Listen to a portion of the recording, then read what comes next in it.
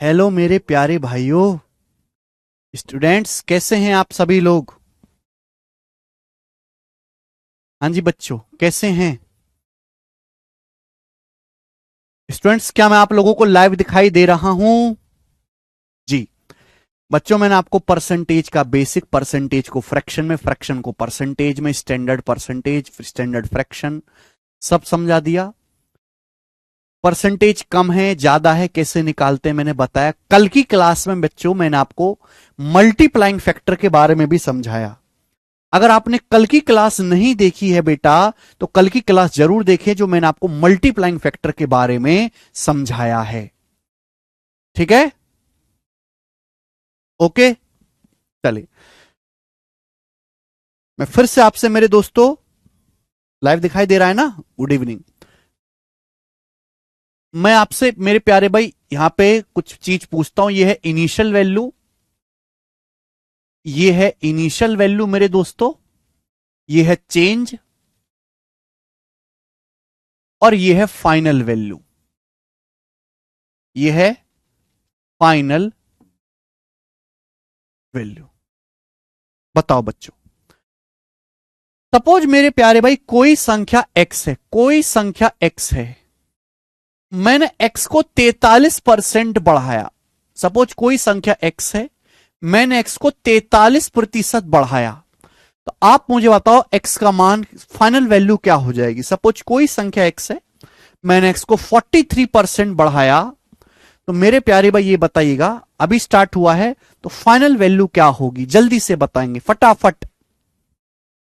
हर संख्या अपने आप में 100% होती है। 100% को 34% बढ़ाओगे तो कितना हो जाएगा? x का 134% हो जाएगा, x का 134% हो जाएगा। या फिर मेरे प्यारे भाई, या 134% को हम क्या कहते हैं? 134% होता है 134/100, 134/100 यानी कि 1.34। सॉरी, 34 नहीं है, 43 है, सॉरी। अगर कोई संख्या x है, मैंने x को 43% बढ़ाया, तो वो x का 143% हो जाएगी, 143%। या फिर मेरे दोस्तों क्या हो जाएगा? x का 143% होता है बच्चों 143/100। 143/100 का मतलब 1.43।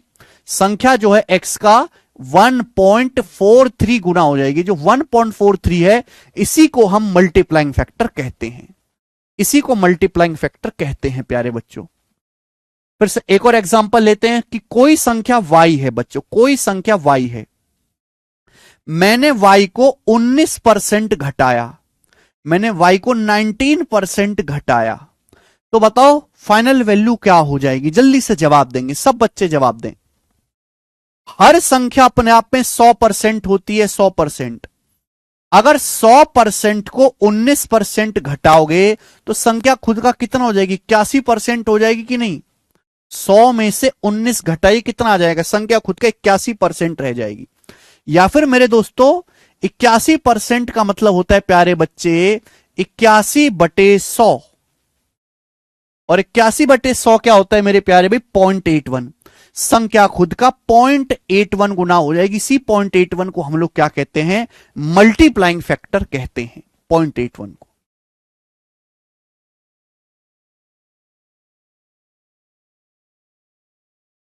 ठीक है।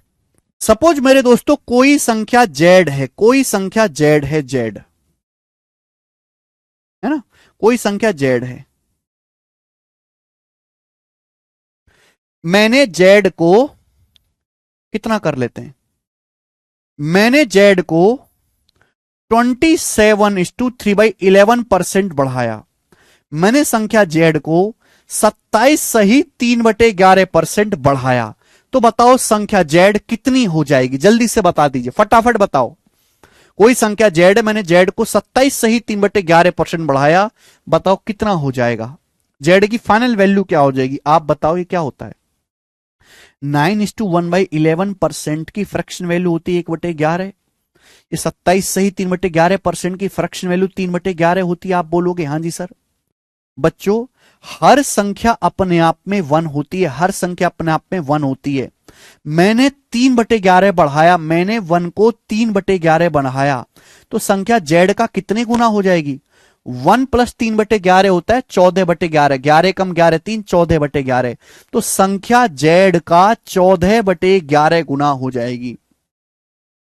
संख्या z का 14/11 गुना हो जाएगी बच्चों। इसी को हम कहते हैं मल्टीप्लाइंग फैक्टर, इसी को हम मल्टीप्लाइंग फैक्टर कहते हैं।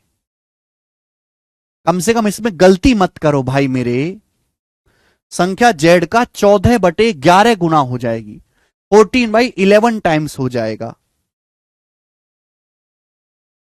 हाँ जी,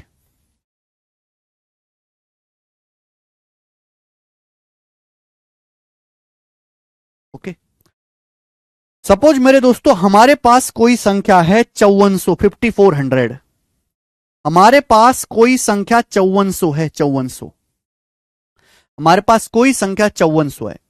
मैंने 5400 को 5 सही 5/9% कम किया, तो बताओ संख्या कितनी हो जाएगी? कोई संख्या 5400 है, मैंने 5400 को 5 सही 5/9% कम किया, तो बताओ फाइनल वैल्यू कितनी हो जाएगी?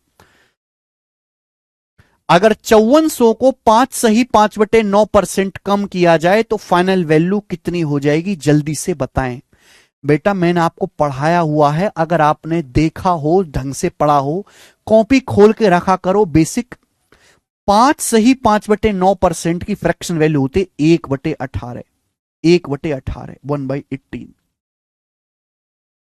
1/18 है मेरे दोस्त। 1/9 होता है 11:1/9%, 11:1/9% मेरे दोस्तों, ये उसका आधा, 1/18, 5 सही 5/9%। हमने संख्या 5100 को 1/18 कम किया। हर संख्या अपने आप में 1 होती है, 1। अगर हम संख्या को 1/18 कम करोगे, 1/18 कम करोगे, तो संख्या खुद का 1 में से 1/18 घटाने पर क्या आता है? 1 में से 1/18 घटाने पर आता है 17/18।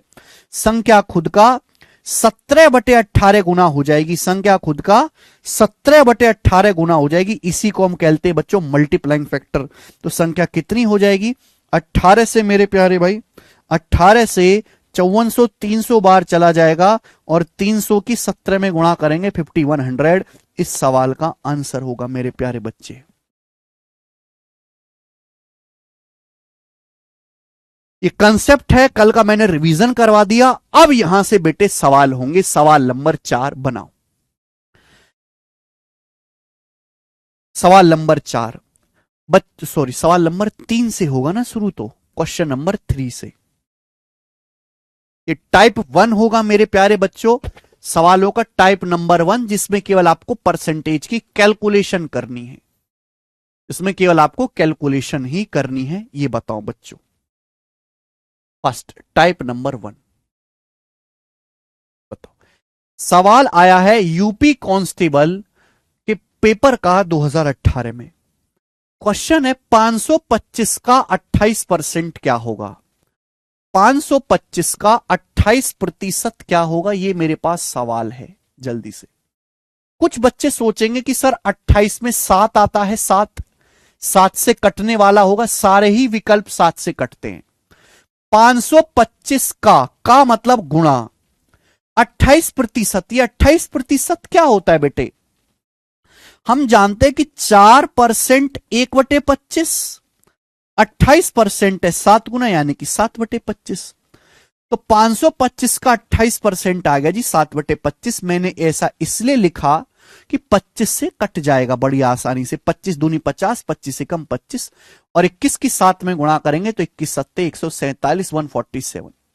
देखो कांस्टेबल के पेपर में तो बच्चों ऐसे ही सवाल आ जाते हैं, कांस्टेबल में ऐसे ही सवाल आते हैं। ठीक है,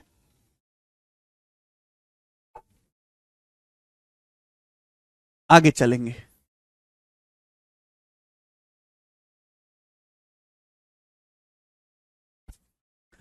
क्वेश्चन नंबर 4,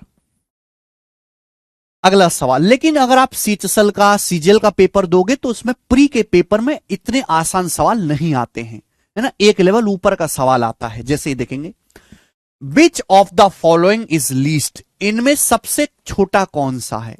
आपको चार कैलकुलेशन दिए हैं, 1 2 3 4। इनमें पूछा गया है कि सबसे कम यानी कि सबसे छोटा कौन सा है ना। इन चारों में सबसे कम कौन सा है। तो बच्चों ऐसा नहीं पागलों की तरह कि हम हर एक की एग्जैक्ट कैलकुलेशन करने लगे। हम पागल नहीं है, क्योंकि हमें ये नहीं पूछा कि इनका मान बताओ, हमसे केवल ये पूछा गया कि इन चारों में सबसे कम कौन सा है।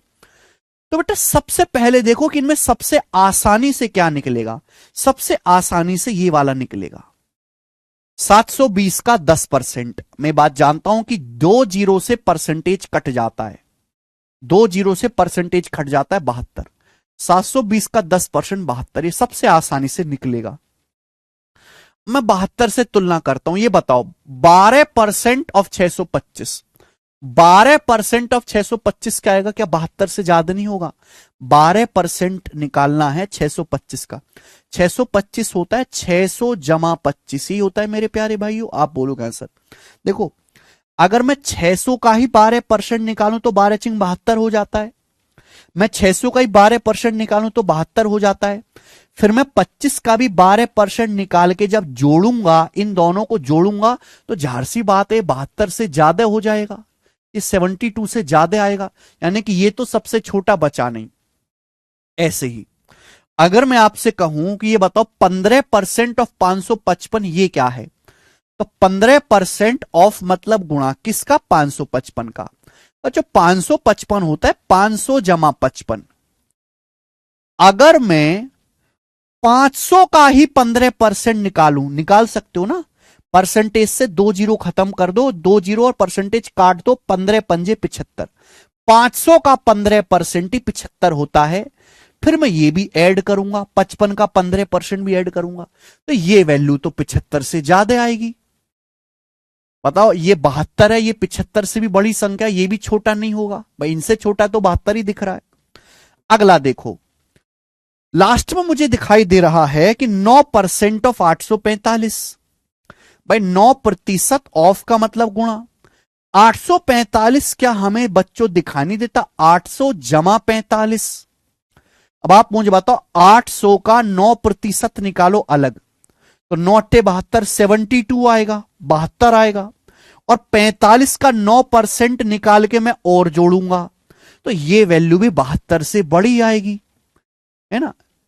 ये तो 72 यानी कि ये भी 72 से बड़ा आएगा, तो ये भी छोटा नहीं है। तो इनमें सबसे छोटा जो आएगा वो 72 आएगा, बाकी सारी वैल्यू 72 से बड़ी हैं, तो यानी कि ये वाला ही विकल्प सबसे छोटा है। ऐसे करना होता है पेपर में सवाल।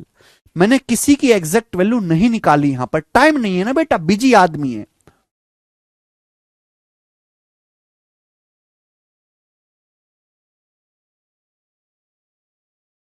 मेहनत उतनी करो जितनी तनख्वाह मिल रही हो,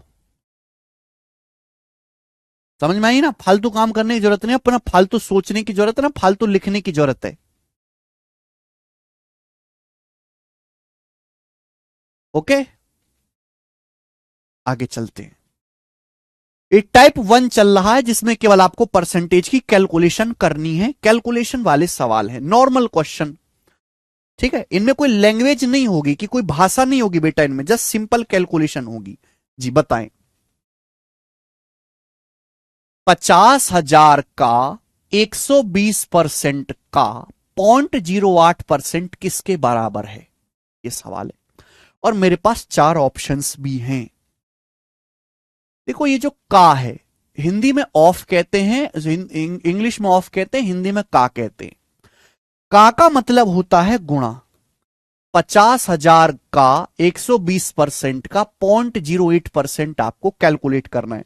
मैं आपको सिखा चुका हूं, जहां परसेंटेज को 2 जीरो का प्यार मिलेगा, 2 जीरो का, वो 1 बन जाएगा। ये मैं आपको कई बार बता चुका हूं। तो यहां देखो, यहां परसेंटेज है और यहां 2 जीरो काट दो, 2 जीरो और परसेंटेज 1 बन गया। यहां परसेंटेज है, यहां 2 जीरो है, काट दो। ये बच गया 120, ये बच गया 5। 120 की 5 में गुणा होगी 600, 600। और 600 की गुणा होगी बेटे 0.08 में, 0.08 में। अब यहां दशमलव के बाद 2 अंक है, यहां 2 जीरो है, तो दशमलव के बाद 2 अंक है, 2 जीरो, ये भी कट जाएगा। 2 दशमलव और 2 जीरो कट जाएगा तो क्या बचेगा, 6 8 48, 48। तो 48 इसका आंसर आ जाएगा 48, ऑप्शन नंबर बी।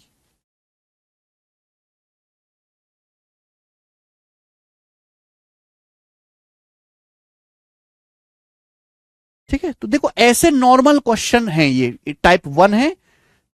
आगे सवाल नंबर 6। देखो आप ऐसा बिल्कुल ना समझें कि ये आसान टाइप है, ये सबसे बेसिक टाइप है तो केवल प्री में आता होगा, जी नहीं। जैसे ये वाला सवाल देखो, ये सवाल 2021 के सीजीएल के मेंस के पेपर में आया है, मेंस के पेपर में,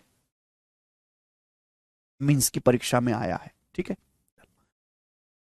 अब मैं सवालों को सोचने के करने के दो तरीके बताऊंगा। ये वाला देखो बेटा, पहले 7200 7200 का मतलब गुणा 33 सही 1/3%। अब 33 सही 1/3% कितना होता है बेटा, 1/3। 33:1/3% की फ्रैक्शन में वैल्यू क्या होती है, 1/3 गुणा 3 सही 1/4%। ये तो मैंने आपको पढ़ाया नहीं भाई, 3 सही 1/4% क्या होता है। तो आप कहोगे सर जब कुछ ना हो तो बेसिक जिंदाबाद, 4 तिया 12, 12 में 1 जोड़ेंगे 13, 13/4%। ये हो गया। और परसेंटेज का मतलब होता है 1/100, परसेंटेज का मतलब होता है 1/100, 1/100। इसकी फ्रैक्शन वैल्यू बन गई 13/400, इसका भिन्न में मान बन गया 13/400 मल्टीप्लाई 17.5%। 17 सही 1/2 का मतलब 17.5%। बच्चों कितना होता है, हमें बात पता है कि 2.5% 1/40 है, 2.5%। ये 2.5 का 7 गुना है, 2.5 सत्ते 17.5, 25 सत्ते 175, 2.5% का 7 गुना है क्या, तो इसकी फ्रैक्शन में वैल्यू आ जाएगी 7/40। क्लियर है, आप बोलोगे हाँ सर। हमें बच्चों ये वाली कैलकुलेशन करनी है सॉल्व, इस कैलकुलेशन को हल करोगे आपका आंसर आ जाएगा। लेकिन बेटा केवल हम कैलकुलेशन करने के लिए पैदा नहीं हुए, है ना, हम बैच में आए तो कुछ अलग सीखने आए, कुछ जल्दी सीखने आए हैं। देखो हमको ये गुणा करनी है, जब भी ये गुणा होगी ऊपर 13 आ रहा है, ये 13 किसी से कटेगा तो है नहीं कि नीचे को ही 13 हो 13 कट जाए, भाई ऊपर 13 नीचे तो 13 है नहीं कि 13 कट जाए। तो जब भी मैं गुणा करूंगा तो गुणा करने पर आंसर ऐसा होगा जो 13 से कटने वाला हो, जो 13 से पूरा पूरा भाग जाता हो। बात आई समझ में। देखो बच्चों जैसे हम कोई भी नंबर है, जैसे 8 ही ले लीजिए, अगर हम 8 की 13 में गुणा करेंगे तो जो नंबर आएगा, अब 8 की 13 में गुणा करेंगे 104, ये 13 से कटने वाला होगा ना। अगर मैं किसी भी नंबर की मल्टीप्लाई कर दूं 13 में तो जो भी आंसर होगा वो 13 से पूरा पूरा भाग होगा, है ना, 13 से पूरा पूरा भाग होगा, पूरा पूरा भाग होगा। क्लियर है बच्चों, आप बोलोगे हाँ जी सर बिल्कुल सही, कोई परेशानी नहीं है। तो बेटे जब भी कैलकुलेशन आती है तो ये जो सड़े हुए नंबर हैं, सड़े हुए नंबर कौन से, 3 7 11 13, यानी कि जो प्राइम नंबर जो किसी से कटते नहीं है, 17 19, हम हमेशा इनका मल्टीपल चेक करने की कोशिश करते हैं। अब कोई बच्चा कहेगा सर 2 का मल्टीपल भी देखो, 2 का मल्टीपल नहीं चेक करते, जैसे 2 की गुणा हो जाए 0.5 में तो खत्म हो जाता है 1, 1 में 2 दिखेगा ही नहीं। लेकिन अगर 7 की गुणा हो 0.5 में तो 3.5, 3.5 में 7 दिखेगा, 3.5 7 से कटता है। तो हम 2 या 5 का नहीं चेक करते, हम 3 7 11 13 17 19 ऐसे सड़े नंबर को चेक करते हैं, अभाज्य संख्याओं का। तो जब ये कैलकुलेशन होगी तो 13 से गुणा हो रही है, तो जब हम 13 से गुणा करेंगे तो जो भी आंसर आएगा वो 13 से कटने वाला होगा। हम गुणा कर रहे हैं 7 से, 7 से गुणा है, 7 कटेगा तो है नहीं, तो जो भी आंसर आएगा वो 7 से कटने वाला होगा। तो बेटा क्या ये नंबर 7 से कटता है, 13 से कटता है, क्या ये नंबर 7 से कटता है, नहीं। आप कहोगे सर आपने इतनी जल्दी कैसे पता लगाया 7 से कटता है कि नहीं। मैंने 7.65 को ऐसे लिख दिया, 7 जमा 0.65 ऐसे लिख दिया मैंने, 7 से ये तो कट जाएगा लेकिन ये नहीं कटेगा, ये बच जाएगा। क्या ये नंबर 7 से कटता है? 7 एकम 7, 4 7 6 42, 6 नहीं, 7 से नहीं कटता। ये नंबर 13 से कट रहा है, ये नंबर 13 से कट रहा है। 7 13 का चेक करूंगा, क्या ये नंबर 7 से कट रहा है? नहीं, ये नंबर 7 से नहीं कट रहा। 7 एकम 7, 2 बचेगा, 7 21, 5 बच जाएगा। यानी कि ये अकेला नंबर है जो 13 से कट रहा है, 7 से भी कटेगा। ये उत्तर होना चाहिए, बात खत्म। मैं इस तरीके से सवाल को करूंगा, मैं पूरी गुणा करूंगा ही नहीं।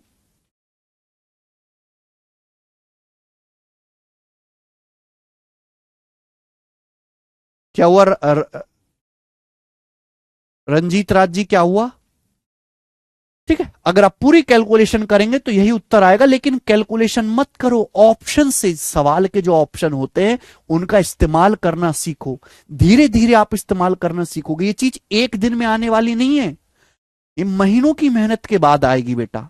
अगर आपको कोई कैलकुलेशन के स्टेप समझने में डाउट भी है तो आप परेशान मत होइए, 1 महीने 2 महीने के अंदर ये चीज आपके अंदर डेवलप होगी। ठीक है, इतना करना ही पड़ेगा। 400 तिया 1200, 1200 से 7200 जाएगा 6 बार। ठीक है बेटा, ये और 2 से काट लेते हैं, 2 से 3 कटेगा और ये 2 से कटेगा जी 20 बार। अभी तो मेरे प्यारे बच्चों ये आ गया। अब इनकी मल्टीप्लाई करनी है। 13 तिया 39 गुणा 7, 39 गुणा 7 बटे 20, ये आ गया। देखो मैं ना लगभग भी चेक कर सकता हूं, जैसे सवाल के ऑप्शंस देखो काफी दूर दूर हैं, काफी दूर दूर हैं, मैंने ये काट लिया। अगर आप एक समझदार बालक हैं तो जब सवाल के ऑप्शंस काफी दूर दूर हैं तो एग्जैक्ट क्यों करो, लगभग भाग दे लो ना। ये ऊपर 39 है, अगर 39 की बजाय 40 होता तो 2 बार जाता, 20 दूनी 40, 2 बार जाता। ये 39 है तो लगभग 2 बार चला जाएगा। वैसे 39 है, 2 से कम जाएगा, 2 सत्ते 14 है, यानी कि आंसर भी 14 से हल्का सा कम, 14 से बहुत थोड़ा सा कम आएगा। 14 से बहुत थोड़ा सा कम ये वाला आंसर है। मैं ऐसे भी कर सकता था, इसको बोलते हैं अप्रोक्सीमेशन मेथड, लगभग सॉल्व करना। ठीक है, आगे चलते हैं। नेक्स्ट सवाल, सवाल नंबर है बेटे आपके सामने 7, बनाओ। सवाल है यूपी पुलिस दरोगा 2021 के एग्जाम का, फटाफट सॉल्व करेंगे। यूपी पुलिस सब इंस्पेक्टर के पेपर का सवाल है, बनाइए। 7200 काट तो लिया बेटा, न्यूमरेटर ऊपर से चेक करते रमेश कुमार जी, ऊपर की चीजें देखते हैं। धीरे धीरे सीखोगे बेटा, ये धीरे धीरे।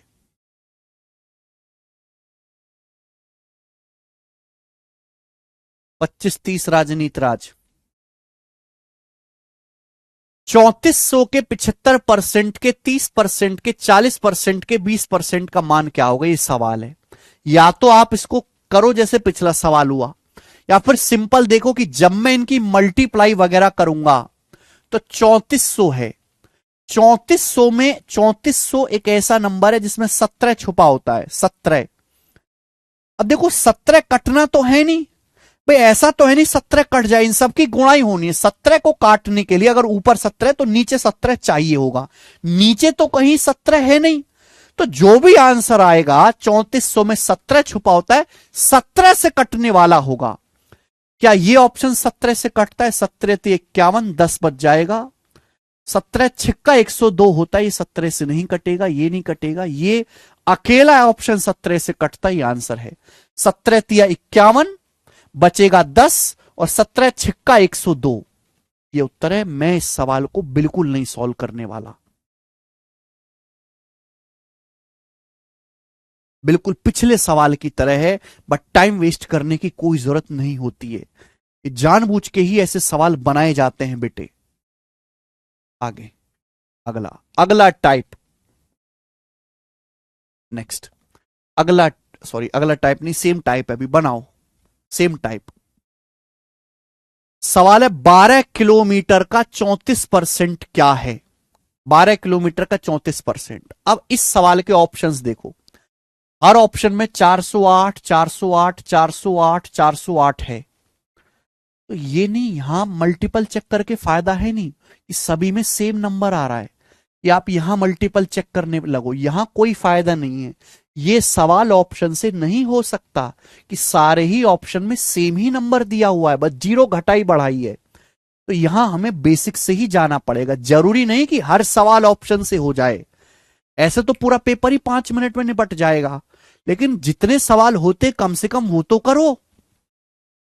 12 किलोमीटर का 34%, आंसर है सेंटीमीटर में।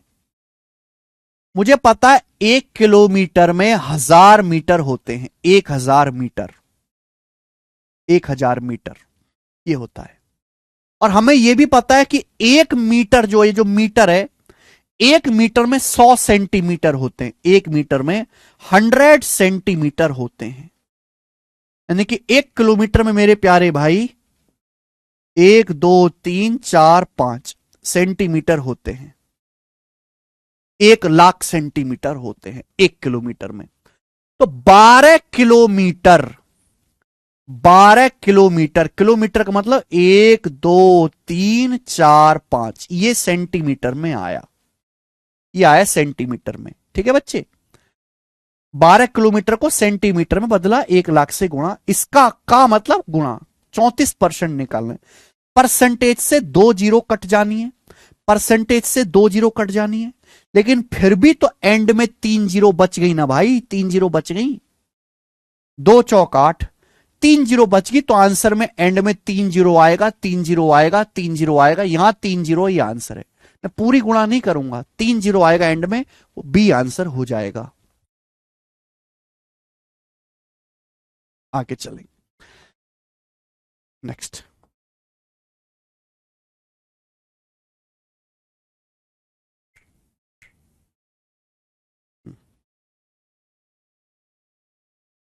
सेकंड टाइप बताएं, टाइप नंबर 2 आज की क्लास का, टाइप चेंज करते हैं। बताइए, 1 घंटे 45 मिनट का टाइम 1 दिन का कितना परसेंट है? 1 घंटे 45 मिनट का टाइम पीरियड 1 दिन का कितना परसेंट है? मैं सिखा चुका हूं मेरे प्यारे भाई। 1 घंटे 45 मिनट की समय अवधि, ये जो 1 आवर 45 मिनट है, ये 1 दिन का कितना परसेंट है? वैसे जनरली हम 1 दिन बोलते हैं सुबह से शाम तक को, लेकिन सवालों में 1 दिन का मतलब होता है पूरा 24 घंटे की एक साइकिल, 24 घंटे। देखो सवाल में प्रॉब्लम क्या है कि ये है घंटे, ये है मिनट में, एक यूनिट में लाओ, या तो सब कुछ मिनट में करो या सब कुछ घंटे में करो। अब 1 घंटे 45 मिनट का क्या मतलब है? 1 घंटा प्लस 45 मिनट। तो भैया आसान क्या रहेगा? आसान ये रहेगा कि सब कुछ घंटे में बदल लेते हैं, है ना। 1 घंटा 45 मिनट को घंटे में क्या कहेंगे? तो 1 घंटा तो है ही, 45 मिनट को अगर घंटे में बदलना है तो क्या होगा? 45 मिनट को आप जानते हैं मेरे दोस्तों कि 60 मिनट जो है वो 1 घंटा होता है, 60 मिनट 1 घंटा होता है, 1 घंटा 60 मिनट। तो 1 मिनट का मतलब होता है 60 उधर चला जाएगा, 1/60 घंटे। 1 मिनट का मतलब होता है 1/60 घंटे। अगर मुझे 45 मिनट को घंटे में बदलना है, 1 मिनट का मतलब 1/60 घंटे। अगर मुझे 45 मिनट को घंटे में बदलना है तो 45 को 60 से भाग देना पड़ेगा, ये आएगा घंटे में। 45 से गुणा करेंगे, 45 मिनट का मतलब 45/60 घंटे। इससे जाएगा 15 से, 15 तिया 45, 15 चौका 60। यानी कि 1 घंटे में 3/4 घंटा जोड़ना है, 1 घंटे में 3/4 घंटा जोड़ना है। तो 4 एकम 4 3 7, 7/4 घंटा आ गया, 7/4 घंटा। तो 1 घंटे 45 मिनट का मतलब है 7/4 घंटा है भैया। अब कोई ये चीज ना पूछे 1 घंटे में 60 मिनट कैसे होते हैं, बेसिक कहां है। ऐसे बालकों का कोई स्थान नहीं है इस क्लास में। मैं आपको परसेंटेज पढ़ा चुका हूं कैसे निकाला जाता है। 1 घंटा 45 मिनट 1 दिन का, 1 दिन का बेस क्या है? बेस क्या है? 1 दिन, 1 घंटा 45 मिनट एक दिन का। सर कैलकुलेशन फास्ट करने के लिए कोई वीडियो है क्या? वीडियो से कैलकुलेशन फास्ट नहीं होती। कैलकुलेशन एक स्लो प्रोसेस है, धीरे धीरे कैलकुलेशन फास्ट होगी। जैसे मैंने ये क्लास शुरू करी तो मैंने आपको ये बताया कि सवालों में मल्टीपल चेक कर लेते हैं, 17 का मल्टीपल चेक कर लेते, यही कैलकुलेशन है बेटा। आप ये समझो कि ऐसे आड़ी तिरछी गुणा करने की ट्रिक को कैलकुलेशन कहते हैं, वो बकवास है, उसका कोई फायदा नहीं है पेपर में।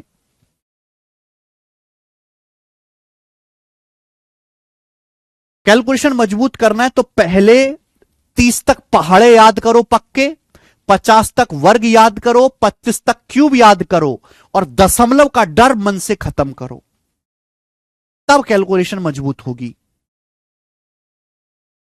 और इसके बाद खूब सवाल लगाओ कैलकुलेटिव।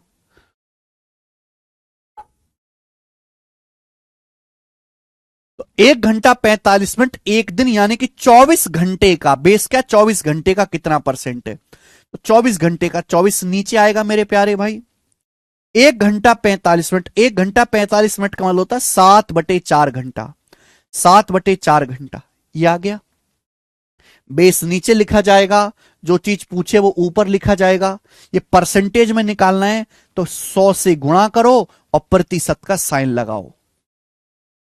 बताइए, 4 से चला जाएगा मेरे दोस्तों 125 बार, 4 से चला जाएगा 24 6 बार। तो ये क्या हो जाएगा मेरे दोस्तों, 7 गुणा 25। और नीचे मैं आपको सिखा चुका हूं बेटा, नीचे मैं आपको सिखा चुका हूं 4 की 6 में गुणा हो जाएगी ना, इनकी गुणा होती है 24। 7 गुणा, मैंने पहली क्लास में समझाया था कि कैसे कैलकुलेशन होती है। देखो ये आगे तो कटेगा नहीं, ये आगे तो कटने वाला है नहीं। अगर मैं इसको भाग दूंगा तो लगभग भाग जाएगा, ये पूरा भाग होगा ही नहीं बेटा। पूरा भाग कब होता, जब ये कंप्लीट कट जाता, 24 काटेगा ही नहीं। तो जब मैं इसको भाग दूंगा ये एग्जैक्ट भाग नहीं होगा, अप्रोक्स भाग होगा। अब कुछ बच्चे यहां पे 2 तरीके के बालक आते हैं मार्केट में।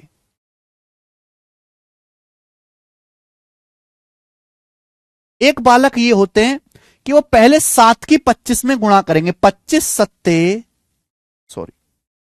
7 की 25 में गुणा करेंगे। अरे यार 25 सत्ते 175 और 175 को 24 से भाग देंगे, कि 24 सत्ते 168, बच गया 7, फिर दशमलव लगा के 0 बढ़ा लेंगे, 24 दूनी 48, तो 7.2 जाएगा, फिर आगे भाग देंगे। लेकिन बेटे वो तो आप जानते ही हो। अब इस सवाल के ऑप्शन देखो, मुझे केवल दशमलव के बाद वाली कैलकुलेशन देखनी है। जो चीज मैं सिखा रहा हूं यही होती है कैलकुलेशन मेथड, जो मैं चीज सिखा रहा हूं यही कैलकुलेशन होता है बेटा। ऐसे नहीं करना, ध्यान से सुनेगा। ऐसी कैलकुलेशन में फंस जाओ तो कैसे करोगे? अगर फंस जाओ, देखो 7 को 24 से भाग नहीं दे सकते, 24 से, लेकिन 25 को भाग दे सकते हो आसानी से। अगर मैं 25 को भाग दूं 24 से तो कितना आएगा, 24 एकम 24, 1 बच जाएगा, 1 + 1/24, 1 + 1/24 ये आ जाएगा, ये आ जाएगा। तो देखो 7 एकम 7 ये तो आना ही है, 7 एकम 7 ये तो आना ही है।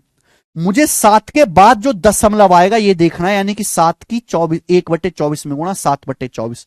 मुझे 7/24 देखना है कि 7/24 क्या आएगा दशमलव में।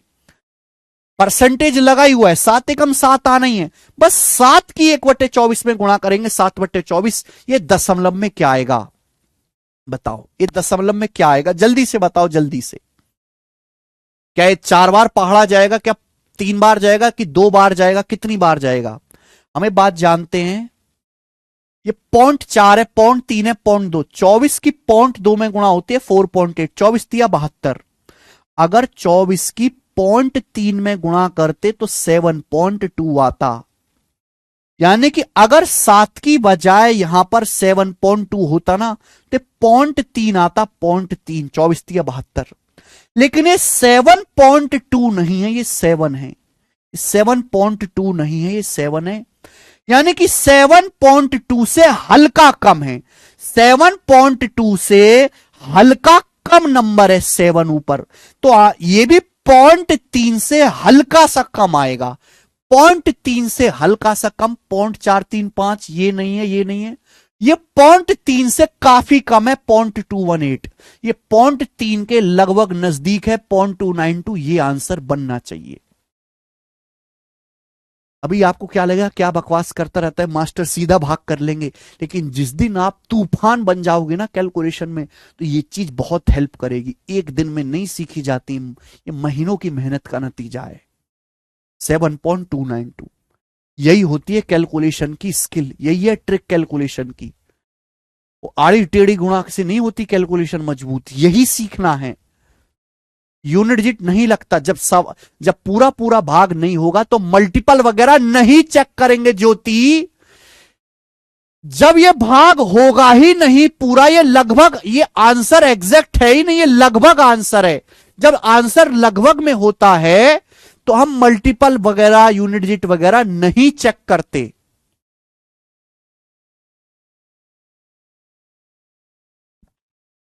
ठीक है, आगे अगला टाइप, अगला टाइप, अगला टाइप है मेरे दोस्तों, और इस टाइप के आपको मैं 4 सवाल कराऊंगा। बिल्कुल टाइप वाइज टाइप पढ़ेंगे, शीट में लिखा नहीं होता है टाइप्स के ऊपर, क्योंकि ऐसे तो भैया बहुत ही भसड़ मच जाएगी। टाइप नंबर 3,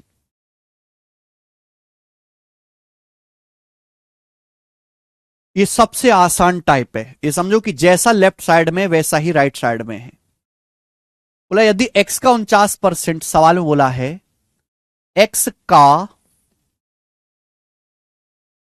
या फिर यहां हिंदी इंग्लिश वाला देख लेते हैं ना, आंसर भी उसमें लिखा है 49% ऑफ x बराबर y। ये सवाल में दिया हुआ है, ये आपको दिया हुआ है, ये हमको दिया हुआ है। 49% ऑफ x बराबर y, पूछा क्या है, पूछा है y% ऑफ 50, ये आपसे पूछा है।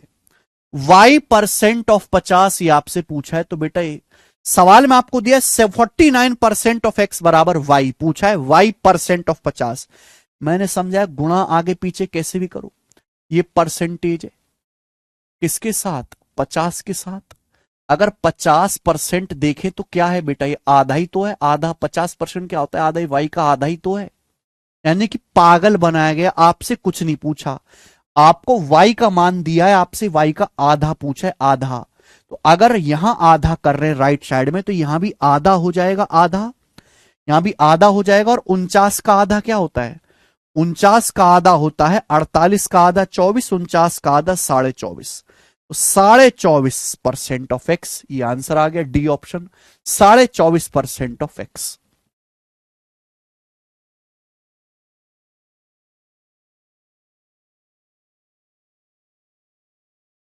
मजा आया, कोई परेशानी नहीं बेटे सवाल में, आगे लेंगे। सवाल नंबर है आपके सामने 11, बनाओ जल्दी से बनाओ बेटा।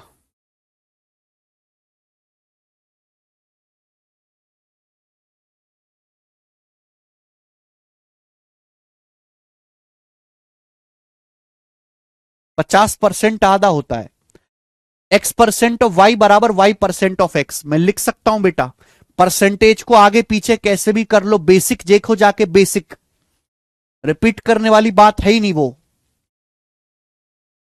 एक्स का आधा नहीं, अरे बेटा यार तुम कैसे बालक हो। अरे मैं आपके सामने लिखता हूं 49% ऑफ एक्स।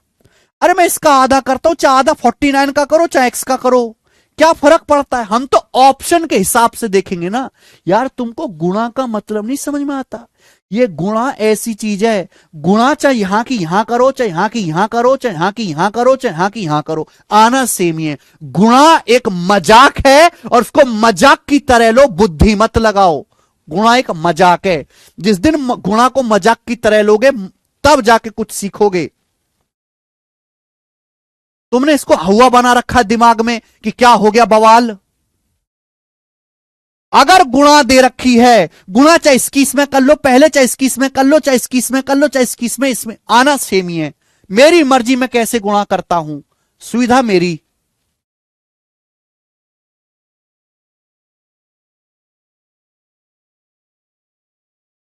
अगला सवाल, हमें ऑप्शंस भी देखना होता है कि सवाल में ऑप्शन कैसे दिए गए हैं, हमें ऑप्शन भी देखना होता है बेटा, सॉल्व नहीं करना होता, ऑप्शन के हिसाब से आंसर बताना होता है।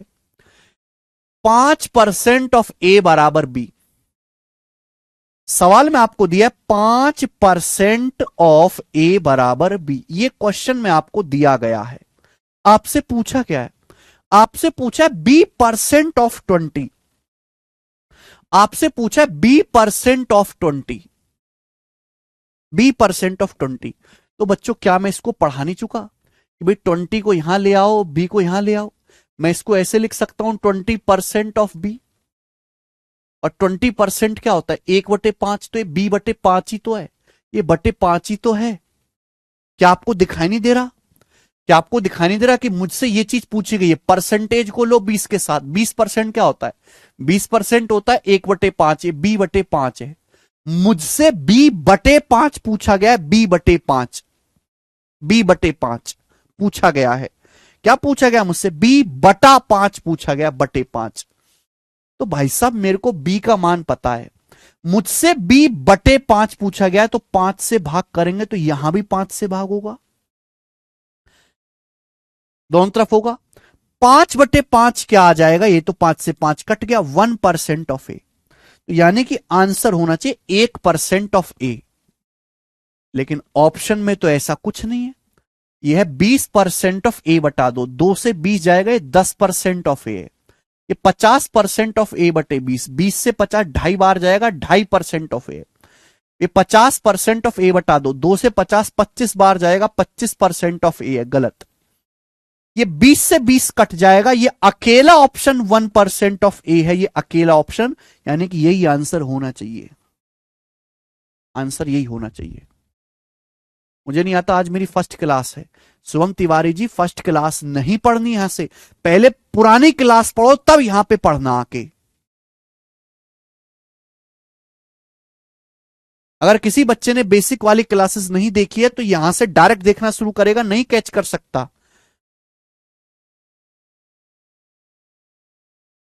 D option.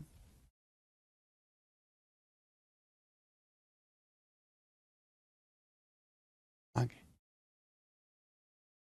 बुद्धि का इस्तेमाल करो, बुद्धि का। अगला सवाल, सवाल नंबर 12 बनाएंगे बच्चे, जल्दी से बनाएंगे फटाफट। 12 नंबर क्वेश्चन करो।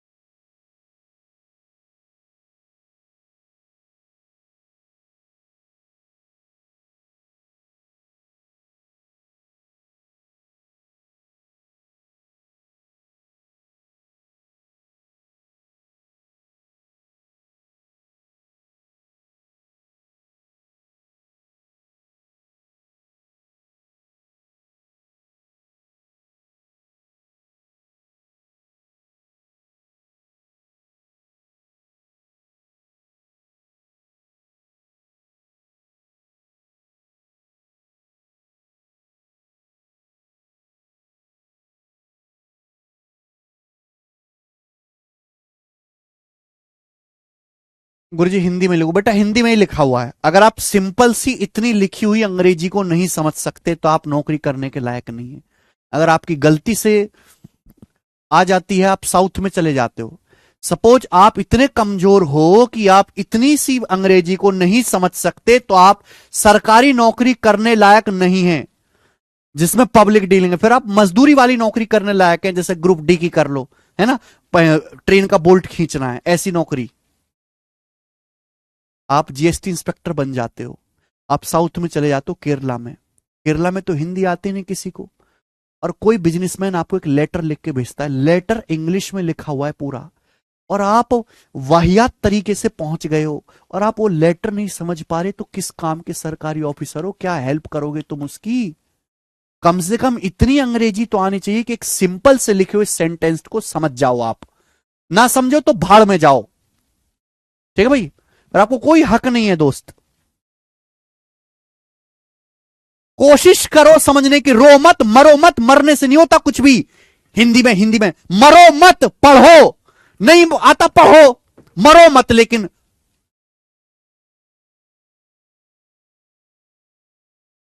नहीं आता, नहीं आता, अगर रोना मत रोइए, कोई नहीं सुनने वाला, कोई नहीं सुनने वाला। समझ में आए कि नहीं?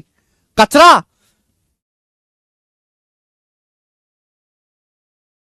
हाँ, क्या बोला है? पहली लाइन देखो, क्या बोला है सवाल में? x% of A is same as y% of B. x% of A का x% बी के y% के बराबर है। x का a% बी के y% के बराबर है। ये पहली लाइन है। x% of A is same, same का मतलब बराबर, इक्वल है y% ऑफ बी। ऑफ का मतलब का मतलब गुणा। ठीक। पूछा है आपसे, स्टूडेंट पूछा क्या, z% ऑफ बी क्या होगा, ये आपसे पूछा है। z% ऑफ बी क्या होगा? बच्चों बी कहां आ रहा है? यहां पर। मेरी नजर केवल इस पे रहनी चाहिए कि मुझे z% ऑफ बी पूछा है। मेरे पास बी तो है, मेरे पास बी तो है, कमी किसकी है? जेड की। तो बेटा मैंने क्या बताया, परसेंटेज भी एक तरीके का मजाक है। अगर मैं आपसे कहता हूं ना a% ऑफ बी, तो इसका मतलब a गुणा परसेंटेज गुणा b है। इसका मतलब b गुणा a गुणा परसेंटेज है। गुणा कैसे भी करो, इट डजेंट मैटर। तो मेरे प्यारे भाई, गुणा में सिंपल नियम लगते हैं, ध्यान से सुनेगा। ये आपको दिया गया, आपसे पूछा z%, जेड चाहिए, यहां y% है, मुझे जेड चाहिए। तो बेटा ये जो y यहां गुणा में है, ये जो y यहां गुणा में है, अगर मैं इस y को यहां से ले जाऊं नीचे, ये y यहां गुणा में था, अगर मैं इसको नीचे ले आऊं तो यहां भाग में आ जाएगा। भाग में आप बोलोगे हैं सर, भाई कोई चीज यहां गुणा में है, जब नीचे आएगी तो भाग में हो जाएगी। बताओ, सिंपल सी बात है। आप बोलोगे सर ये तो नॉर्मल है, ये आ गया परसेंट ऑफ बी। आपसे क्या पूछा, आपको चाहिए z% ऑफ बी। जेड चुपका दो, दोनों तरफ जेड से गुणा कर दो। यहां जेड से गुणा करेंगे राइट साइड में, तो लेफ्ट में भी जेड से गुणा करनी पड़ेगी। तो यही आ गया z% ऑफ बी किसके बराबर आ गया? zx/y% of A. zx/y% of ए। बार बार आप सही आंसर बता रहे हो, 20 सवाल का सही आंसर है। बताइए, you should play with these things.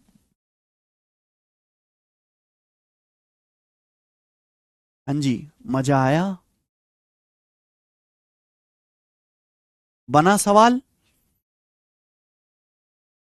आगे चलते हैं नेक्स्ट अगले क्वेश्चन की तरफ। सवाल नंबर है 13 और इस टाइप का आखिरी सवाल। सवाल नंबर 13 है और ये इस प्रकार का आखिरी सवाल है। इस टाइप का सवाल आया सीजीएल 2023 प्री के पेपर में। तो प्री के पेपर का सवाल है, लेटेस्ट एकदम करो।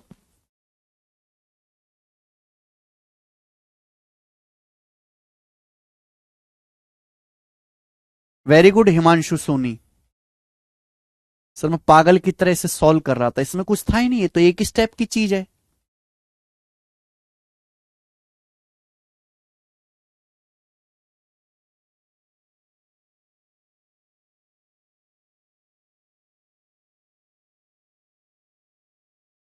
लास्ट क्वेश्चन इस टाइप का, देखो यहां भी सेम बात है, लेकिन यहां पर प्यारे बच्चे लैंग्वेज में लिखा हुआ है। बताओ, ए इस 95% ऑफ बी, ए बी का 95% है। अच्छा, ये तो अगला टाइप आ गया, सॉरी, ये अगला टाइप आ गया यहां से चौथा।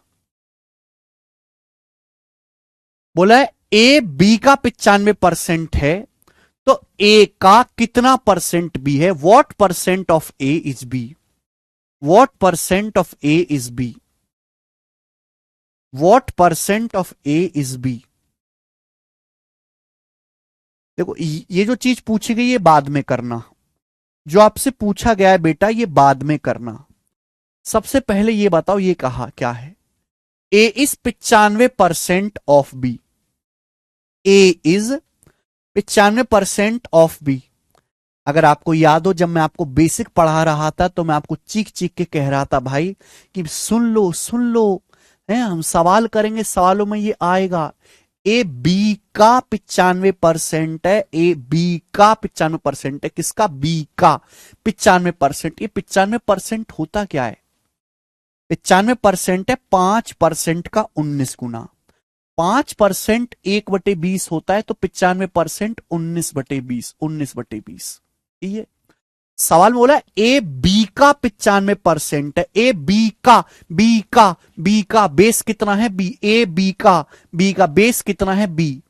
यानी कि अगर बी का मान 20 है, अगर बी का मान 20 है तो ए का मान 19 है। या कम ज्यादा तो बताया नहीं है। ए जो है वो बी का 95% है, 95% होता है 19/20 बी का। यानी कि अगर बी का मान 20 है तो 20 का 95% ही मेरे दोस्तों 19 होता है, ए का मान 19 है। ये ए और बी की वैल्यू का रेशियो आ गया। अब देखो पूछा क्या है, what percent of A is B? A का कितना प्रतिशत बी है? ए का कितना प्रतिशत बी है? ए का तो तुलना किससे कर रहे हैं? ए से। ए का कितना प्रतिशत बी है? ए का। तो बेटे ए का बेस क्या है? ए का मान है 19, ए का मान 19 है। अब ए का कितना प्रतिशत बी है? बी का मान क्या है? बी के बारे में पूछा है 20, 20 ऊपर आएगा, 20/19 आ गया, 20/19 आ गया। आप बोलोगे हां जी सर बिल्कुल सही। और 20/19 को परसेंटेज में बताना है, परसेंटेज में क्या कहोगे? 1 + 1/19। बच्चों 1 का मतलब होता है 100%, और 1/19 में आपको बता चुका हूं, 1/19 को परसेंटेज में बदलना है तो 100 से गुणा परसेंटेज का साइन, 19 पंजे 95, 5 सही 5/19%। तो 100 में ये 5 जोड़ेंगे तो 105 सही 5/19% आंसर है, डी ऑप्शन। 105 सही 5/19% इस सवाल का आंसर हो जाएगा।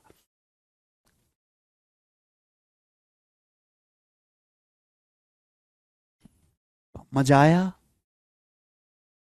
अरे चौबे जी, चौबे जी,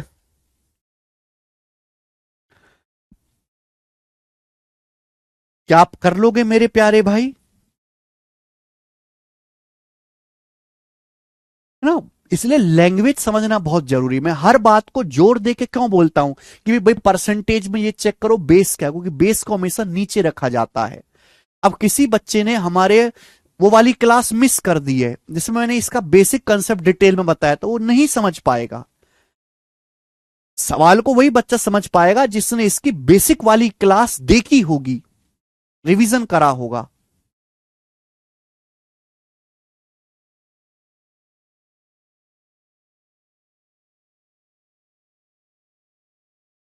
नोट्स बना, आप में से कितने बच्चे ने नोट्स बनाते हैं? नहीं आया तो बेटा फिर दोबारा से जाके आप देखेंगे, बेसिक दोबारा से जाके पढ़ो। 90% बच्चे समझ चुके हैं। ठीक है स्टूडेंट्स?